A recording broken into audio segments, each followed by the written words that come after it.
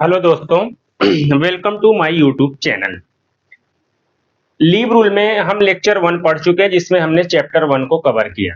आज हम leave rule का चैप्टर 2 शुरू करेंगे, जिसमें है जनरल कंडीशंस के बारे में। इसमें सबसे पहला रूल है रूल 7, जिसमें राइट टू लीव के बारे में बात की गई। इसमें सबसे पहली बात यही बोली गई है कि किसी भी गवर्नमेंट एम्प्लॉय का लीव पे कोई राइट नहीं होता है। कहने का मतलब ये है कि leave is not a matter of right. ठीक है, लीव को कभी भी राइट के रूप में क्लेम नहीं किया जा सकता। ठीक है, चाहे कोई भी लीव हो, ईएल हो, एचपीएल हो, मेडिकल लीव हो, पैटर्निटी लीव हो, मैटर्निटी लीव हो, ईओएल हो, कोई भी हो, कोई भी लीव जो है वो राइट नहीं है गवर्नमेंट एम्प्लॉय का। हालांकि कुछ लीव ऐसे होते हैं जिसमें एक general guideline leave sanctioning authority के लिए लिख दी गई है कि ऐसी लीव को नॉर्मली डिनाई न किया जाए, जैसे paternity leave, maternity leave, medical leave, जो भी है। लेकिन तब भी लीव जो है वो मैटर ऑफ राइट नहीं। ठीक है, ये चीज कोई भी लीव सैंक्शनिंग अथॉरिटी किसी भी गवर्नमेंट एम्प्लॉय के अगर उसने लीव अप्लाई किया तो उसे वो एक्सीजेंसी ऑफ वर्क में उस लीव को डिनाई कर सकता है, लीव को रिवोक कर सकता है, लीव को कैंसिल भी कर सकता है या कर्टेल भी कर सकता है। ठीक है, ये सारा राइट लीव सैंक्शनिंग अथॉरिटी के पास होता है, वो कर सकता है। लेकिन लीव सैंक्शनिंग अथॉरिटी एक चीज नहीं कर सकता, वो लीव के नेचर को चेंज नहीं कर सकता। किसी भी लीव के नेचर को चेंज नहीं कर सकता। किसी भी लीव का नेचर केवल गवर्नमेंट एम्प्लॉय की रिक्वेस्ट पर ही चेंज हो सकता है। जैसे हमने ईएल अप्लाई किया, वो उसके बदले में हमें एचपीएल या दूसरी लीव नहीं दे सकते। हम जो रिक्वेस्ट करेंगे हमें वही लीव दी जाएगी। अगर वो लीव ड्यू या एडमिसिबल नहीं है तो लीव सैंक्शनिंग अथॉरिटी उस गवर्नमेंट एम्प्लॉय को बताएंगे कि आपका ये जो लीव है ये ड्यू नहीं है, आप दूसरा लीव अप्लाई करिए। लेकिन लीव सैंक्शनिंग अथॉरिटी खुद ब खुद उस लीव के नेचर को चेंज नहीं कर सकते। ठीक है, तो ध्यान रखिएगा कि leave sanctioning authority government employ को लीव डिनाई कर सकते हैं, रिवोक कर सकते हैं, कैंसिल या कर्टेल कर सकते हैं, लेकिन उसका नेचर नहीं चेंज कर सकते हैं। ठीक है, ये बात ध्यान रखिएगा, ये गवर्नमेंट एम्प्लॉय की रिक्वेस्ट पर ही उसका नेचर चेंज होता है। एक सिचुएशन आती है कई बार कि अगर कोई भी गवर्नमेंट एम्प्लॉय है, वो लीव पे जाना चाह रहा है लेकिन उसके अकाउंट में लीव ही नहीं है, लीव उसके पास नहीं है और वो लीव पे चला गया है, और उसका जो अब्सेंस का पीरियड है उसको अगर लीव सैंक्शनिंग अथॉरिटी रेगुलराइज करना चाहता है, तो ऐसे केस में लीव सैंक्शनिंग अथॉरिटी उसको ईओएल विदाउट एमसी दे करके उसके लीव पीरियड को रेगुलराइज कर सकता है। ये पावर लीव सैंक्शनिंग अथॉरिटी के पास होती है। ठीक है, ये चीज। एक बात और बोली गई है कि आगे अभी हम रूल 20 पढ़ेंगे। रूल 20 लीव रूल का जो रूल 20 हम डिटेल में पढ़ेंगे।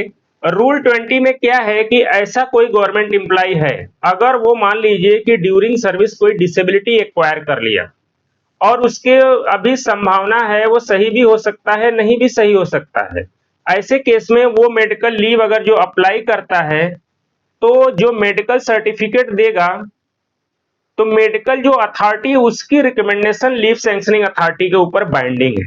कहने का मतलब अगर मेडिकल अथॉरिटी ने कह दिया कि नहीं इस बंदे को रेस्ट की जरूरत है, इसे लीव की जरूरत है, तब लीव सैंक्शनिंग अथॉरिटी उसे लीव देने से मना नहीं कर सकता।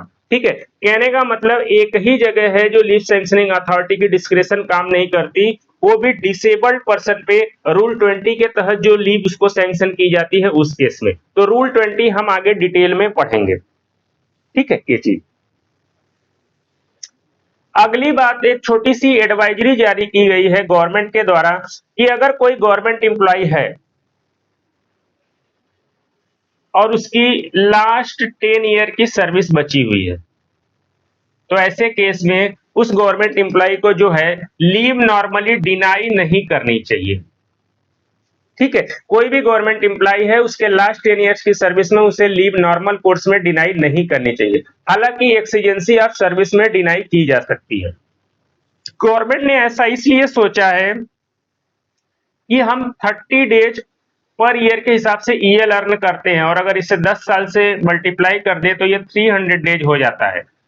तो और ये जो 300 डेज का ईएल है ये बाद में गवर्नमेंट के ऊपर लीव इनकेसमेंट के रूप में बर्डन पड़ता है। तो गवर्नमेंट यही चाहती है कि उसके ऊपर लीव इनकेसमेंट का बर्डन ना पड़े, इसीलिए उसने ऐसी गाइडलाइन बनाई है कि लास्ट 10 ईयर्स में अगर कोई गवर्नमेंट एम्प्लॉय लीव मांग रहा है तो उसे नॉर्मल कोर्स में मना न किया जाए। ठीक है,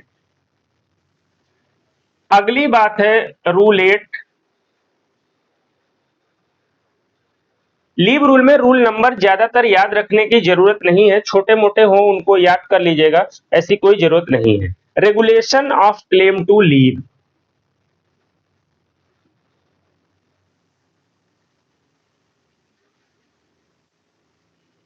इसका मतलब क्या होता है कि जब कोई गवर्नमेंट एम्प्लॉय कोई लीव अप्लाई करता है तो उस पे कौन सा रेगुलेशन लीव रूल मतलब कौन सा रेगुलेशन उसके ऊपर अप्लाई होगा। कहने का मतलब लीव रूल वगैरह के जो प्रोविजन है वो चेंज होते रहते हैं, कई बार बैकडेट से भी चेंज हो जाते हैं, कई बार करंट डेट से भी चेंज होते हैं। तो अगर कोई गवर्नमेंट एम्प्लॉय कोई भी लीव अप्लाई करता है तो जब उसने लीव अप्लाई किया और जब वो लीव सैंक्शन की गई, ग्रांट की गई एंड ग्रांटेड, कहने का मतलब जब उसकी लीव को ग्रांट किया गया उस समय लीव रूल का जो भी प्रोविजन इन फोर्स में रहेगा वही लीव रूल उसके ऊपर लागू होगा। ठीक है, तो ये चीज ध्यान रखिएगा, अक्सर कई बार पूछ लेता है। इसमें ऑप्शन दे देगा कि वो उस डेट की जो रेगुलेशन लागू होगा जिस डेट में गवर्नमेंट एम्प्लॉय जो है अप्लाई करता है, केवल ऐसा नहीं है। उस डेट से की रेगुलेशन लागू होगा जिस डेट में गवर्नमेंट एम्प्लॉय लीव पे प्रोसीड करता है, ऐसा नहीं है। लीव जिस डेट में ग्रांट की जाती है उस पर्टिकुलर डे में लीव रूल का जो प्रोविजन है वही उस गवर्नमेंट एम्प्लॉय पे लागू होगा। ठीक है, ये बात छोटी सी बात है, इसको ध्यान रखिएगा। अगला इंपॉर्टेंट टॉपिक है कि अगर किसी भी गवर्नमेंट एम्प्लॉय को डिसमिस, रिमूव या कंपलसरी रिटायर कर दिया गया या जो है आपका रिजिग्नेशन उसने दे दिया तो उसके लीव पे क्या फर्क पड़ता है। ठीक है,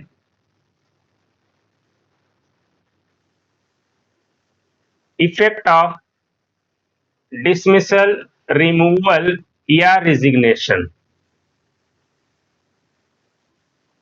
अगर किसी गवर्नमेंट एम्प्लॉय को डिसमिस, रिमूव या रिजिग्नेशन अगर उसने कर दिया और उसका तब उसके ऊपर लीव जो उसके पास जो क्रेडिट है उस पे क्या इफेक्ट होगा।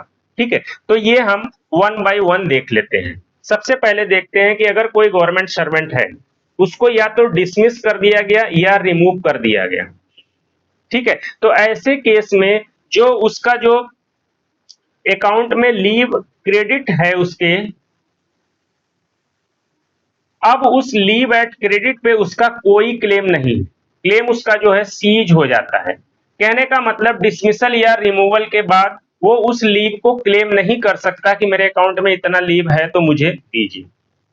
ठीक है, तो कोई भी गवर्नमेंट एम्प्लॉय डिसमिस या रिमूव हो गया तो उसके जो भी अकाउंट में लीव उसके क्रेडिट पे है उस पे उसका क्लेम जो है वो सीज हो जाता है। ठीक है, और डिसमिसल और रिमूवल के केस में उसे लीव इनकैशमेंट भी नहीं मिलती। ठीक है, जैसे नॉर्मल कोर्स में कोई रिटायर होता है या कंपलसरी रिटायर होता है या तमाम चीजें हैं तो उसको लीव इनकैशमेंट मिलती है, लेकिन अगर किसी भी गवर्नमेंट एम्प्लॉय को डिसमिस या रिमूव किया गया है तो उसको लीव इनकैशमेंट नहीं मिलती। ठीक है, ये चीज ध्यान रखना। हालांकि अगर वो डिसमिसल, रिमूवल के बाद उसने अपील की, ठीक है, और अपील में वो जीत गया और उसको रीइंस्टेट कर दिया गया, तो ऐसे केस में उसको पूरा लीव का बेनिफिट दिया जाएगा। उसे ये माना जाएगा कि वो डिसमिस, रिमूव हुआ ही नहीं था और जितने दिन तक वो डिसमिसल या रिमूवल में था उस पूरे पीरियड का और साथ ही साथ जो पुराना उसके पास लीव का क्रेडिट है वो पूरा का पूरा जो है उसको बेनिफिट दिया जाएगा। ठीक है, ये चीज। अगला है रिजिग्नेशन के बारे में, कि अगर कोई भी गवर्नमेंट एम्प्लॉय रिजाइन करता है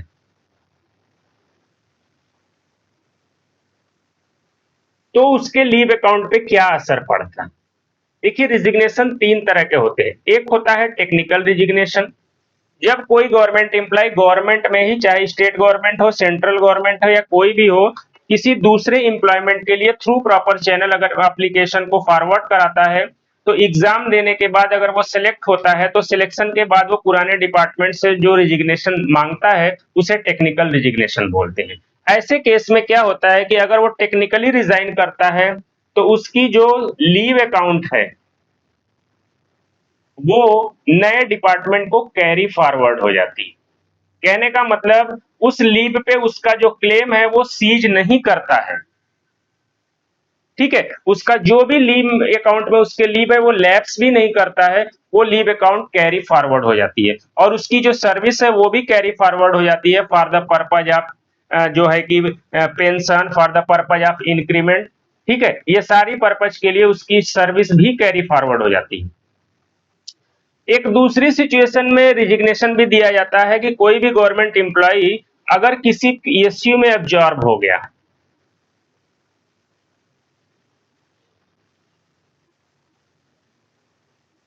ठीक है।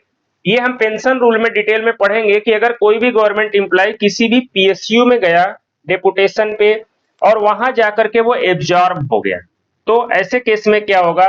ऐसे केस में क्या होता है कि उसका जो पुराना मिनिस्ट्री डिपार्टमेंट है जहां से वो पीएसयू में गया था, वो वहां से उसका लीव इनकैशमेंट लेगा, subject to maximum of 300 days, ठीक है। ये चीज ध्यान रखना का है कि अगर किसी पीएसयू में गया और वहां जाके एब्जॉर्ब हो गया तो वो पुराने मिनिस्ट्री डिपार्टमेंट से वो रिजाइन करता है, लेकिन इस रिजिग्नेशन की वजह से उसकी पास्ट सर्विस फॉरफिट नहीं होती है, ठीक है। और वो उसके लीव अकाउंट में जो भी लीव है वो लैप्स भी नहीं होते हैं और वो उसका लीव इनकैशमेंट उसी मिनिस्ट्री या डिपार्टमेंट से ले सकता है, सब्जेक्ट टू मैक्सिमम ऑफ 300 जो एक ब्रैकेट बना हुआ है, ठीक है। अगला आता है अदर रिजिग्नेशन। इन दोनों के अलावा अगर रिजाइन किया गया किसी भी कारणवश तो ऐसे केस में क्या होता है कि उस गवर्नमेंट एम्प्लॉय का जो क्लेम है लीव पे वो भी सीज हो जाता है, जस्ट लाइक डिसमिसल और रिमूवल के केस में। वो उस लीव एट क्रेडिट को क्लेम नहीं कर सकता, लेकिन इस केस में उसको लीव इनकैशमेंट मिलता है, लेकिन थोड़ा सा अलग रूल है। उसका जो ईएल का जो क्रेडिट है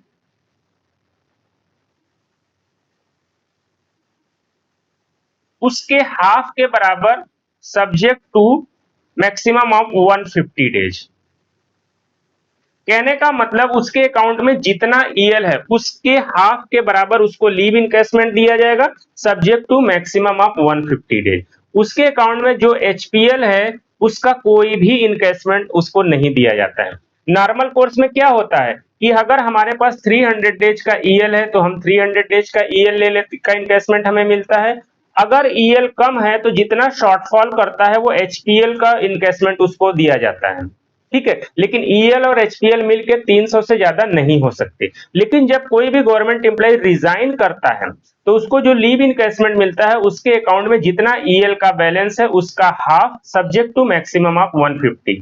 कहने का मतलब यह है कि अगर उसके अकाउंट में 200 ईएल है तो इसको 100 दिन का लीव इनकैशमेंट दे दिया जाएगा।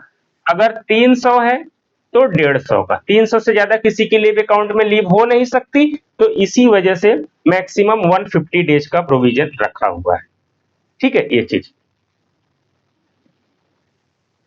अगला है जो री एम्प्लॉयमेंट होता है। आपने देखा होगा कि हर ऑफिस में री एम्प्लॉयमेंट पे लोग अपॉइंट होते रहते हैं।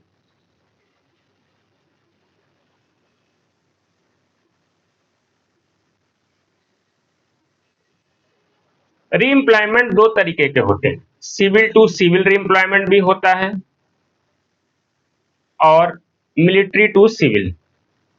जो हमारी मिलिट्री सर्विस के एम्प्लॉय है वो वहां से भी रिटायर होकर के सिविल में री एम्प्लॉयड होते हैं, ठीक है। मिलिट्री में केवल 3 हमारे आर्म्ड फोर्सेज आते हैं, आर्मी, नेवी और एयरफोर्स वाले, और ये पैरामिलिट्री मिलिट्री में नहीं आते हैं। ठीक है, तो अगर किसी का सिविल टू सिविल जो है री एम्प्लॉयमेंट होता है और वो अपनी सर्विस को कैरी फॉरवर्ड कराता है, सर्विस काउंट कराता है अगर अपना पुरानी सर्विस को, तो ऐसे केस में उसका जो लीव है, लीव अकाउंट जो है वो भी कैरी फॉरवर्ड होती है। ठीक है, कहने का मतलब पहले के सिविल पोस्ट में अगर उसके पास 100 डेज की ईएल या छुट्टी जो भी थी, दोबारा उसका री एम्प्लॉयमेंट हुआ किसी सिविल के पोस्ट पे, तो उसका ये 100 डेज जो छुट्टी है वो कैरी फॉरवर्ड हो जाएगा। लेकिन मिलिट्री टू सिविल के केस में ऐसा नहीं है।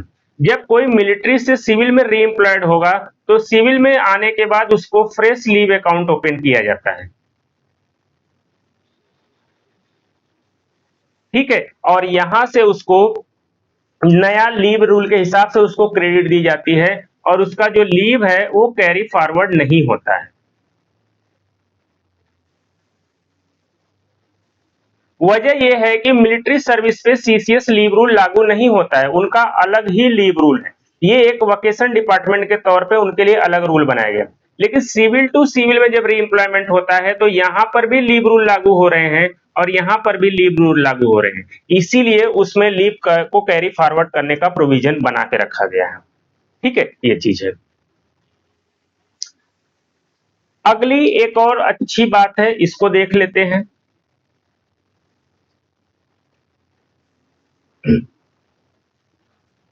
Carry forward of leave in case where break due to retrenchment is condone.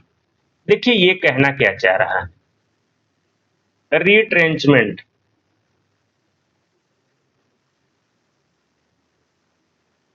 ठीक है, मान लीजिए कि कोई भी ऑफिस था, इस्टेब्लिशमेंट अगर हम उसको बोलते हैं, सेंट्रल गवर्नमेंट का ही कोई अपना एक ऑर्गेनाइजेशन था, इस्टेब्लिशमेंट था, वहां पे कुछ टेम्परेरी गवर्नमेंट सर्वेंट अपॉइंट थे।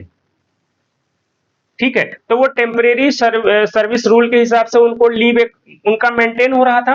मान लीजिए गवर्नमेंट ने इस इस्टेब्लिशमेंट को बंद करने का सोच लिया, इसका रिडक्शन कर दिया, बीच बीच में करती रहती है। आप अक्सर देखते हो जैसे अभी ऑर्डिनेंस फैक्ट्री बोर्ड को गवर्नमेंट ने रिड्यूस कर दिया, उसका रिडक्शन कर दिया। तो ये जो टेम्परेरी गवर्नमेंट सर्वेंट होते हैं ये काफी एक्सपीरियंस्ड होते हैं।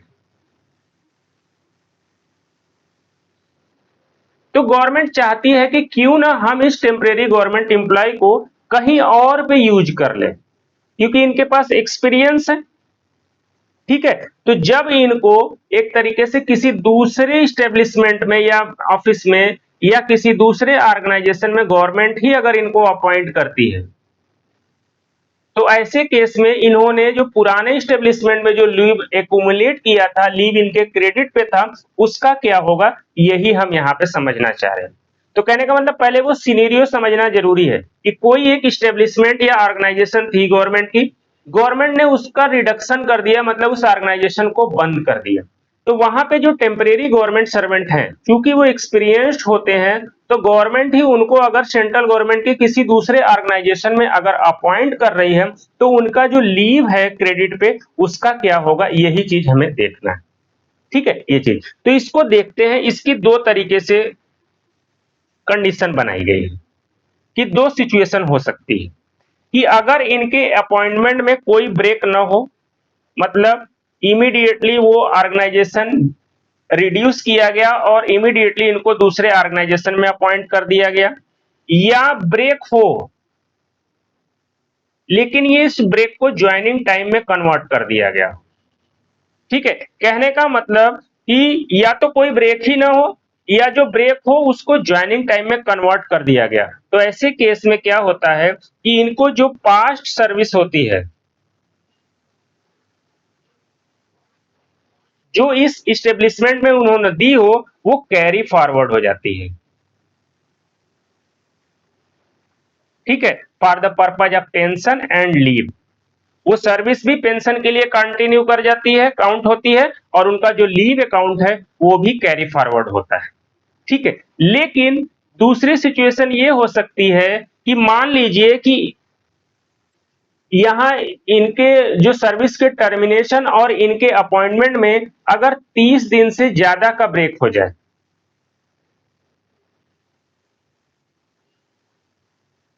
मोर देन 30 डेज का अगर ब्रेक हो गया, ठीक है, तो ऐसे में सबसे पहले इस ब्रेक को कंडोन करना पड़ता है और इनकी जो लीव अकाउंट है या पास्ट सर्विस है उसका क्या होगा, इसके बारे में जो है वो केस डिसाइड किया जाएगा। इसके द्वारा जो उस मिनिस्ट्री का जो जो जहां पे ये अपॉइंट हुए हैं उस डिपार्टमेंट के द्वारा in consultation with ministry of finance. ठीक है, तो ये ध्यान रखिएगा, इन दोनों के बीच ये चीज जो है ये एक बड़ा फर्क है। इसको फिर से समझिए, थोड़ा सा अलग है। गवर्नमेंट का ही कोई स्टेब्लिशमेंट या ऑर्गेनाइजेशन था, गवर्नमेंट ने उसको बंद कर दिया, उसका रिडक्शन कर दिया, तो वहां पे जो टेम्परेरी गवर्नमेंट सर्वेंट होते हैं उनको टर्मिनेट किया जाता है। लेकिन चूंकि वो एक्सपीरियंस्ड होते हैं तो गवर्नमेंट चाहती है कि हम इनको किसी दूसरे ऑर्गेनाइजेशन में यूज कर ले। तो अगर गवर्नमेंट उनको किसी दूसरे ऑर्गेनाइजेशन में अपॉइंट कर देती है तो उनका जो लीव अकाउंट या पास्ट सर्विस है उसका क्या होगा, उसी को लेकर के ये प्रोविजन बनाए गए हैं। तो इसके लिए दो कंडीशन बनाई गई कि अगर इमीडिएटली वो टर्मिनेट हुए, तुरंत अपॉइंट कर दिए गए, या उनका जो टर्मिनेशन और अपॉइंटमेंट के बीच का जो गैप है वो ज्वाइनिंग टाइम से ज्यादा का नहीं है। ज्वाइनिंग टाइम का जो रूल है वो हम देखेंगे वहां। तो ऐसे केस में उनकी जो पास्ट सर्विस है वो कैरी फॉरवर्ड हो जाती है for the purpose of pension and leave. लेकिन टर्मिनेशन और फर्दर अपॉइंटमेंट के बीच अगर 30 दिन से ज्यादा का ब्रेक हो गया तो ऐसे में इस ब्रेक को कंडोन किया जाएगा और इनका जो कैरी फॉरवर्ड का क्या होगा ये उस पर्टिकुलर डिपार्टमेंट के द्वारा डिसाइड किया जाएगा in consultation with ministry of finance. ठीक है, तो ये ध्यान रखिएगा, यहां से कई बार पूछ लेता है कि वो जो है कि किसके कंसल्टेशन से ये डिसाइड किया जाएगा। ठीक है, ये चीज। अगला है रूल 10। अच्छा रूल है, commutation of one kind of leave into another, जिसकी भी हमें बार बार जरूरत पड़ती रहती है। रूल 10, अगर कोई गवर्नमेंट एम्प्लॉय है, ठीक है, वो कोई लीव अप्लाई किया, उसको सैंक्शन हो गया, अप्लाई किया, उसको ग्रांट भी हो गई और उसने उस लीव को अवेल भी कर लिया, और जब वो ड्यूटी रिज्यूम किया तो अब वो चाह रहा है कि जो लीव उसने ले करके गया था इसके नेचर को वो कम्यूट करना चाह रहा है, चेंज करना चाह रहा है। पहले अगर वो ईएल लेके गया था, अब उसका मन कर रहा है नहीं एचपीएल ले लूं। पहले वो ईएल लेके गया था, अब उसका मन कर रहा है नहीं ईओएल ले लूं। ठीक है, इस तरह से अगर वो उसको कम्यूट करना चाह रहा है तो उसके लिए रूल 10 में प्रोविजन बनाए गए। ठीक है, तो इसके लिए प्रोविजन ये बनाया गया है कि कोई भी गवर्नमेंट एम्प्लॉय जो है, अगर कोई भी लीव है जो वो अवेल करके आया है, उसको अपनी ज्वाइनिंग के विद इन 30 डेज के भीतर उस लीव को कम्यूट करने की रिक्वेस्ट कर सकता है।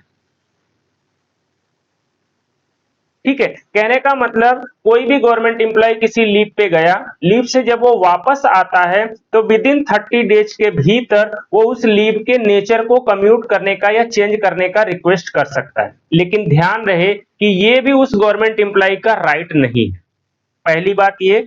दूसरी बात ये है कि वो जिस लीव में उसको कन्वर्ट करने की या कम्यूट करने की बात कर रहा है, वो लीव जब उसको ग्रांट हुई थी पहली वाली लीव, उस समय वो लीव ड्यू होनी चाहिए उसके पास।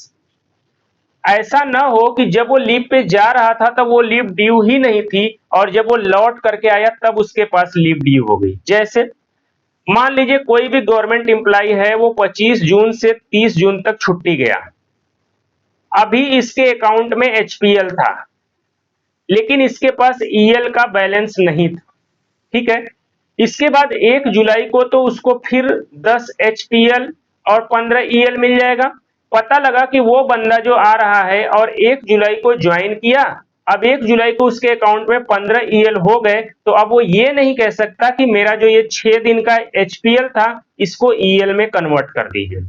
वो इसलिए नहीं हो सकता क्योंकि जब उसने लीव अप्लाई की थी और उसको ग्रांट हुआ था तो उस समय उसके अकाउंट में लीव नहीं, ईएल नहीं थी, तो कहने का मतलब वो अपने लीव को उसी लीव से कन्वर्ट कर सकता है जो उसको ग्रांट होते समय ड्यू और एडमिसिबल थी। ठीक है, पहली बात ये। दूसरी बात ये हो गई। तीसरी बात ये हो गई कि जो लीव सैलरी है वो भी एडजस्ट की जाएगी।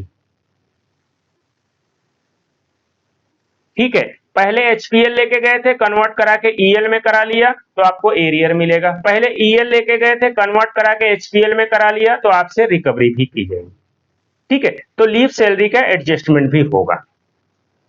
एक बात और बताई गई है इसके बारे में कि अगर कोई भी गवर्नमेंट एम्प्लॉय है वो सर्विस से सीज कर गया, मतलब अब सर्विस में ही नहीं है, चाहे रिटायर हो गया, वीआरएस ले लिया, रिजाइन कर दिया, डेथ कर गया, कुछ भी कर गया, अगर वो अब सर्विस में नहीं है तो वो लीव को कम्यूट करने की रिक्वेस्ट नहीं कर सकता।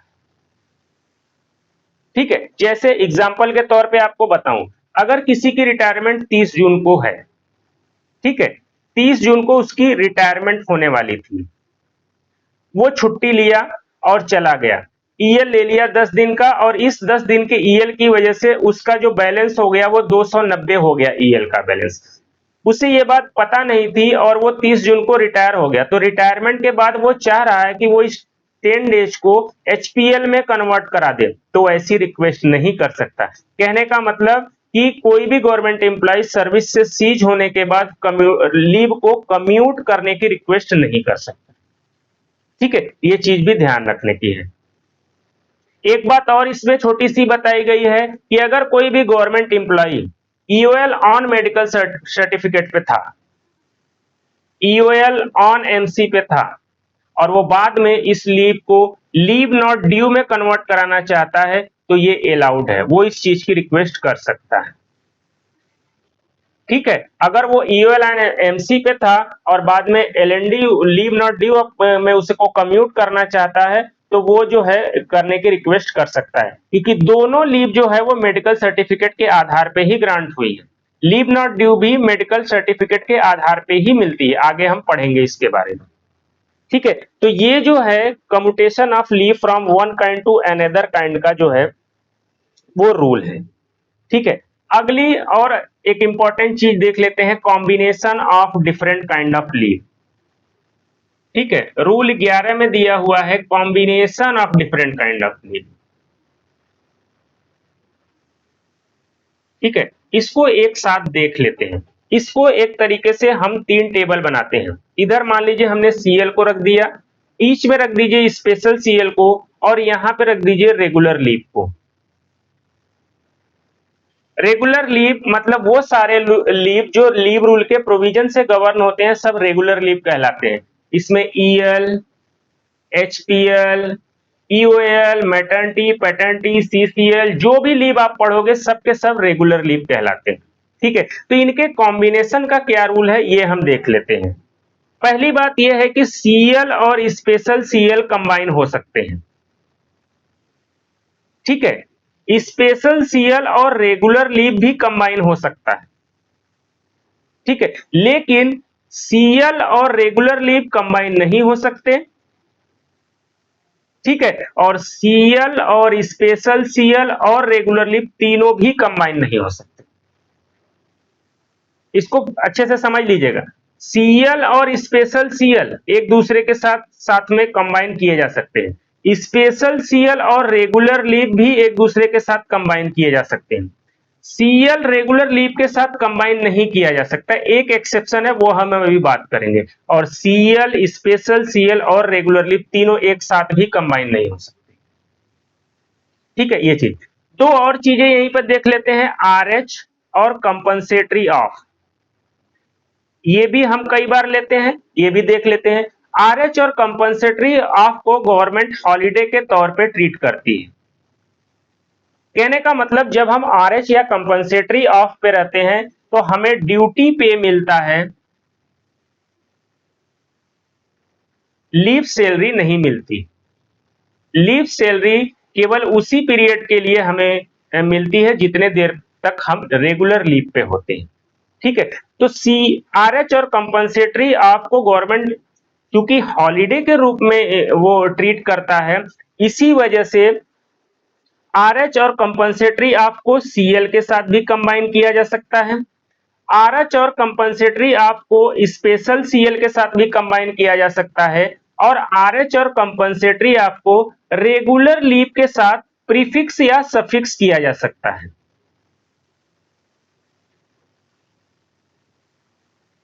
ठीक है, ध्यान से समझिए, RH और कंपनसेटरी ऑफ एक हॉलिडे की तरह है तो वो CL के साथ कंबाइन हो सकते हैं, वो स्पेशल CL के साथ भी कंबाइन हो सकते हैं, लेकिन रेगुलर लीव के साथ वो प्रीफिक्स और सफिक्स के तौर पे यूज की जा सकती है, बीच में इनको कंबाइन नहीं किया जा सकता। इसको एग्जांपल के तौर पे आपको समझाऊं, मान लीजिए 25 जून से आपको 30 जून तक छुट्टी लेनी है।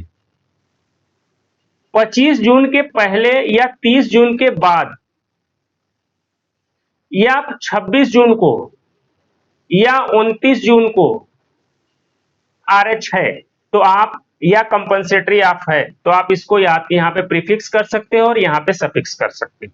लेकिन अगर बीच में ही मान लीजिए 28 जून को RH है और आप चाह रहे हो कि 25 से 30 के बीच में हम EL लें और इस RH को भी अवेल कर लें, तो ऐसे में इस RH को आप नहीं अवेल कर सकते। वजह यह है कि RH और कंपनसेटरी या केवल प्रीफिक्स और सफिक्स के रूप में इस्तेमाल किए जा सकते हैं, कंबाइंड करके वो केवल CL और स्पेशल CL के तौर पे ही इस्तेमाल किए जा सकते हैं। ठीक है, तो ये ध्यान रखिएगा, ये बहुत ही इंपॉर्टेंट है, अक्सर हमें इसकी जरूरत पड़ती रहती है। अब जो एक एक्सेप्शन है कि एक सिचुएशन है जब CL जो है वो रेगुलर लीव के साथ कंबाइंड हो जाती है। ठीक है, वो एक्सेप्शन क्या है वो देख लेते हैं। इस एक्सेप्शन की कुछ शर्तें हैं। मान लीजिए कोई भी गवर्नमेंट एम्प्लॉय है, उसके अकाउंट में केवल हाफ डे का ही CL बचा था, 7.5 दिन वो कंज्यूम कर चुका है। ठीक है, और वो उस किसी भी पर्टिकुलर डे के आफ्टरनून में वो हाफ डे का CL उसने अवेल किया, हाफ डे CL अप्लाई किया। ठीक है, अप्लाई करके वो गया अपना, जहां भी उसको जाना था वो गया। वहां जाने के बाद उसके सामने ऐसी कोई सिचुएशन आ गई जो अनफोर्सीन है, अनफोर्सीन सिचुएशन उसके सामने अगर आ गई, ठीक है, या अनएवॉइडेबल आ गई और उसको छुट्टी की जरूरत है, तो अब तो उसके पास CL है नहीं, तो जाहिर सी बात है वो रेगुलर लीव ही कोई ना कोई अप्लाई करेगा। अगर मान लीजिए कि वो बीमार हुआ है तो मेडिकल लीव अप्लाई करेगा, कोई और काम है तो EL अप्लाई करेगा। तो ऐसी सिचुएशन में इस हाफ डे जो CL है, इसको जो है उस रेगुलर लीव के साथ कंबाइन किया जा सकता है। ठीक है, कहने का मतलब ये केवल इसी सिचुएशन के लिए वैलिड ही है। गवर्नमेंट एम्प्लॉय के अकाउंट में केवल हाफ डे CL हो, वो किसी पर्टिकुलर डे के आफ्टरनून में अगर वो हाफ डे CL अवेल कर रहा है, घर जाने के बाद या जहां जाने के बाद कोई उसके साथ ऐसी घटना घट जाती है या सिचुएशन उसके सामने आ जाती है जो अनएवॉइडेबल या अनफोर्सीन है, और उसे आगे के लिए नेक्स्ट डे से अगर रेगुलर लीव अप्लाई करना पड़ रहा है, तो ऐसे केस में जो हाफ डे CL है वो इस रेगुलर लीव के साथ कंबाइन हो सकती है। लेकिन अगर पहले से ही अगले दिन से उसका कोई प्लान्ड छुट्टी का था तो ऐसे केस में नहीं मिलेगी। ठीक है, तो ये चीज भी ध्यान रखने वाली बात है। ठीक है, अगला हम ये देखते हैं कि मैक्सिमम अमाउंट ऑफ लीव, कि अगर कोई भी गवर्नमेंट एम्प्लॉय अगर कंटिन्यूअस लीव लेना चाह रहा है तो मैक्सिमम कितने देर तक उसको लीव मिल सकती है। Maximum continuous leave,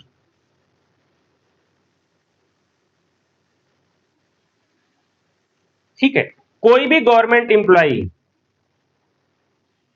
maximum 5 year तक कंटिन्यूअस लीव पे रह सकता है। ठीक है, कोई भी गवर्नमेंट एम्प्लॉय मैक्सिमम 5 ईयर तक कंटिन्यूअस लीव पे रह सकता है, एक्सेप्ट कि अगर प्रेसिडेंट ने उनको अलाउ किया। कहने का मतलब प्रेसिडेंट के पास ये पावर होता है कि वो अगर सर्कमस्टेंसेस जस्टिफाइड है तो किसी भी गवर्नमेंट एम्प्लॉय को कंटिन्यूअस 5 साल से ज्यादा की भी लीव ग्रांट कर सकते हैं। ठीक है, ये चीज। दूसरी बात, अगर कोई भी गवर्नमेंट एम्प्लॉय 5 साल तक कंटिन्यूअसली अब्सेंट है, चाहे लीव पे चाहे विदाउट लीव,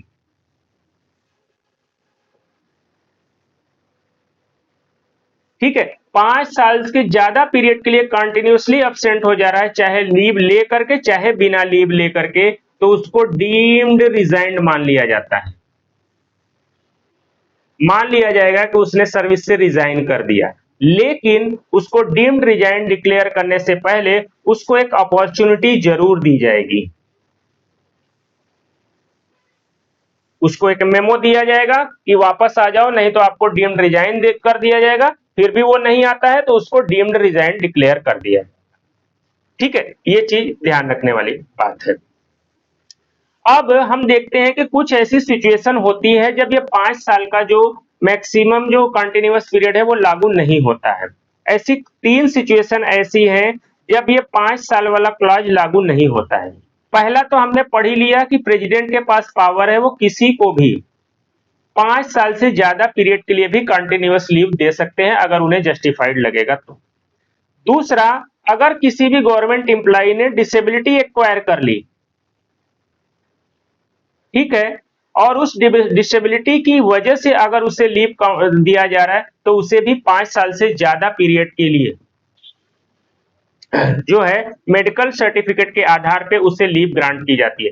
ये प्रोविजन हम अभी आगे पढ़ेंगे रूल 20 में, काफी अच्छा है। और तीसरा एक सिचुएशन ये होता है कि अगर कोई गवर्नमेंट एम्प्लॉय का गवर्नमेंट ने ही अपॉइंटमेंट किसी फॉरेन सर्विस में किया हुआ है और इसकी वजह से वहां पर वो 5 साल से ज्यादा पीरियड के लिए अगर सर्विस दे रहा है तब भी वो डीम्ड रिजाइन नहीं माना जाएगा। और एक और कंडीशन होती है, एक सिचुएशन होती है जो हम सीसीए रूल में पढ़ेंगे। अगर कोई गवर्नमेंट एम्प्लॉय है, उसको सस्पेंड किया गया था मान लीजिए, बाद में डिसिप्लिनरी अथॉरिटी चाहता है कि इस सस्पेंशन पीरियड को मैं लीव में कन्वर्ट कर दूं। डिसिप्लिनरी अथॉरिटी के पास ये पावर होती है, ये हम सीसीए रूल में डिटेल में पढ़ेंगे कि डिसिप्लिनरी अथॉरिटी चाहता है कि उस सस्पेंशन पीरियड को वो लीव पीरियड में कन्वर्ट कर दे। तो ये सस्पेंशन पीरियड ही अगर 5 साल से ज्यादा का है तो भी डिसिप्लिनरी अथॉरिटी के पास एब्सोल्यूट पावर होती है कि वो उसे एक बार कंटिन्यूअस में भी 5 साल से ज्यादा पीरियड के लिए लीव सैंक्शन कर सकता है। ठीक है, तो ये 3-4 कंडीशन है जब ये 5 साल वाला क्लॉज लागू नहीं होता है। पहला, प्रेसिडेंट खुद कर सकते हैं। दूसरा, अगर किसी ने कोई डिसेबिलिटी एक्वायर कर ली तो मेडिकल सर्टिफिकेट के आधार पर उसे मिल सकता है। तीसरा, कोई भी गवर्नमेंट एम्प्लॉय अगर फॉरेन सर्विस में वो काम कर रहा है तो उस केस में भी वो 5 साल से ज्यादा पीरियड तक अगर मेन ऑर्गेनाइजेशन से में काम नहीं कर रहा है तो भी उसे डीम्ड रिजाइन नहीं माना जाएगा। और चौथा, अगर किसी भी गवर्नमेंट एम्प्लॉय के सस्पेंशन पीरियड को डिसिप्लिनरी अथॉरिटी लीव में कन्वर्ट करना चाह रहा है तो ऐसे में अगर वो सस्पेंशन पीरियड भी 5 साल से अगर ज्यादा का है तो उस केस में भी डिसिप्लिनरी अथॉरिटी उसे कंटिन्यूअसली 5 साल से ज्यादा पीरियड का लीव दे सकता है। उसे प्रेसिडेंट के अप्रूवल की कोई जरूरत नहीं पड़ेगी, ये डिसिप्लिनरी अथॉरिटी का एब्सोल्यूट पावर है, ये उसको सीसीए रूल से ये पावर दी गई है तो उसे प्रेसिडेंट के अप्रूवल की जरूरत नहीं पड़े। ठीक है, तो आज की क्लास में बस इतना ही करते हैं, आगे के जो भी प्रोविजन है वो हम अगली क्लास में कवर करें।